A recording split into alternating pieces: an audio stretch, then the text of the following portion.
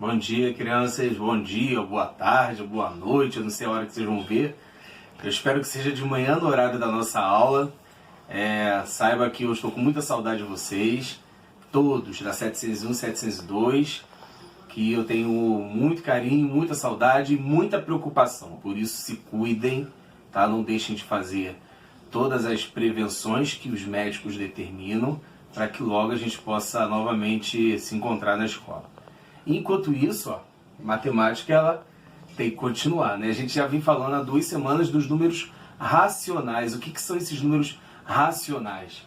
Os números racionais eles são representados pela letra Q. E vocês viram no início do ano, quando a gente falou dos números inteiros, né? Vocês descobriram que existem números menores que 0. E existe uma reta numérica que ela é infinita, né? A gente vai ver aqui em breve já essa reta numérica, porque ela nos números racionais ela continua. E os números racionais, eles nada mais são do que as frações. Todos os números, desculpem, que podem ser transformados em frações, são números racionais. Então, as próprias frações em si, números mistos, decimais, além dos números naturais e os números inteiros, também podem ser chamados de números racionais. A gente já vem vendo, né, que existe uma regra para poder somar, subtrair, multiplicar, dividir. Essa regra não muda, né? Sinais iguais, sinais diferentes, a gente tem que ficar bem atento aos sinais.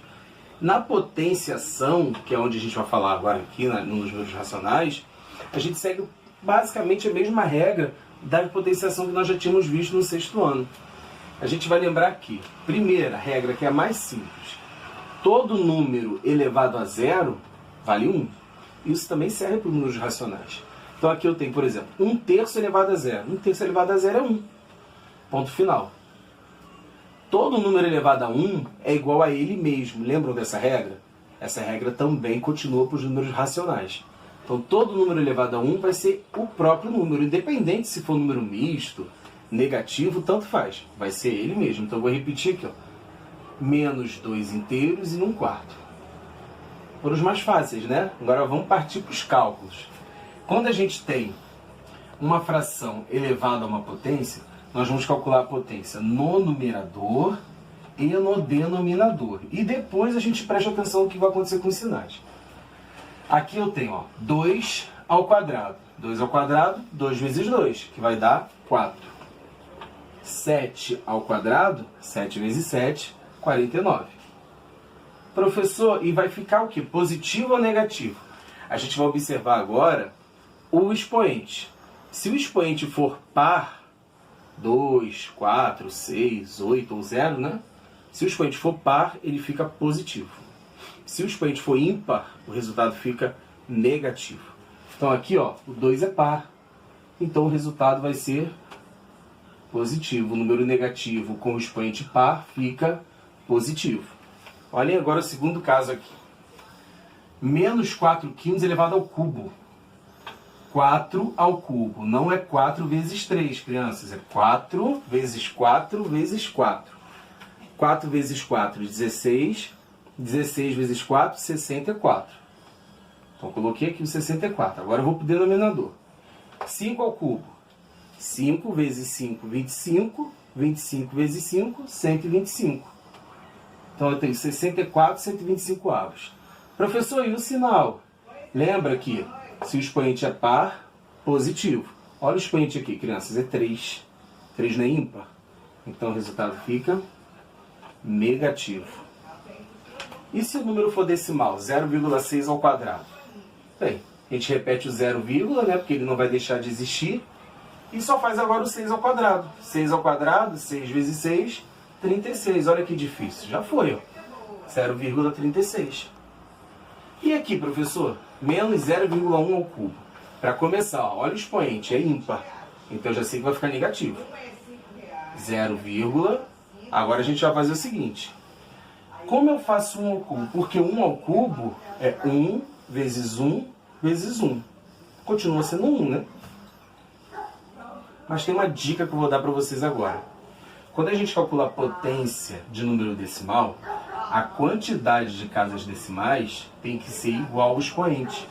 Quantas casas decimais a gente tem aqui? 2. Então, o expoente é 2.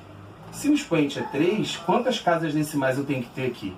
3, mas eu só tenho uma casa decimal. Sabe o que eu faço agora, gente? Preencho com 0.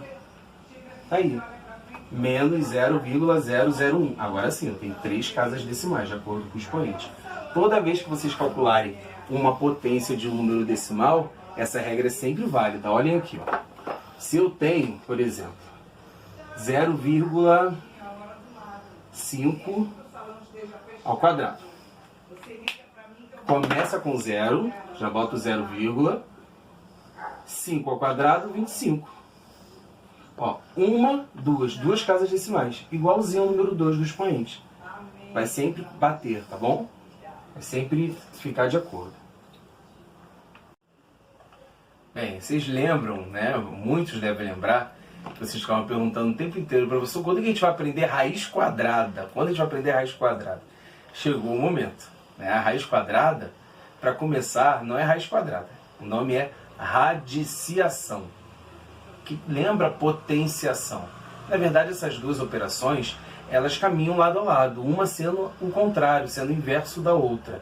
Assim como adição, subtração, multiplicação, divisão, a gente tem potenciação, radiciação. Só que as pessoas costumam falar raiz quadrada, mas não é raiz quadrada. O nome correto é radiciação. O que é a radiciação? Radiciação é a operação inversa da potenciação. Então a gente consegue resolver uma radiciação ou uma raiz quadrada, ficando mais fácil para vocês entenderem, né? Já que é o nome popular, se nós soubermos o que é potenciação. Como nós já sabemos o que é potenciação, agora vai ficar fácil.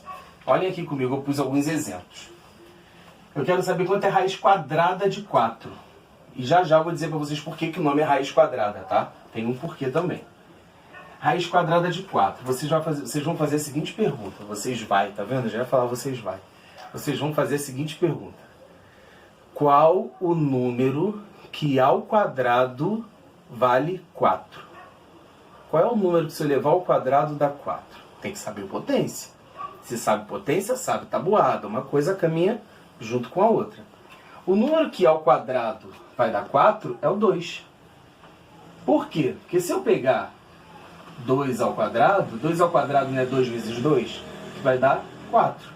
Então a raiz quadrada de 4 vale 2. É o processo inverso. Aqui, ó, raiz quadrada de 9. Aí você vai pensar, pô, qual é o número que ao quadrado dá 9? 3.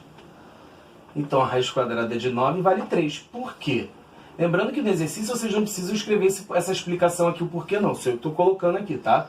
Só para aqui na resposta. 3 ao quadrado dá 9.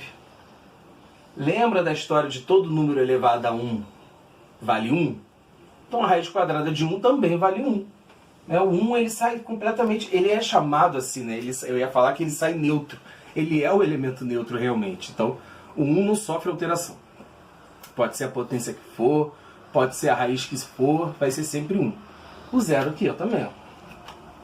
Raiz quadrada de 0 é 0. E por que a gente fala raiz quadrada? Porque na radiciação, crianças, a gente tem esse formato aqui, né, que nós chamamos de radical. Não sei se vocês estão conseguindo observar, dá para aproximar um pouquinho aqui, ó, por favor. Pode até aproximar para ficar bem melhor e só for mostrando aqui com a mão mesmo, por enquanto, caso não apareça. Esse símbolo é chamado de radical. O número que está dentro a gente chama de radicando. São uns nomezinhos meio confusos, mas vocês não precisam gravá-los não, fiquem tranquilos. Aqui nesse espaçozinho, aqui nesse Vzinho, sempre vai existir um número que começa do 2. Só que o número 2 a gente não tem o costume de colocar.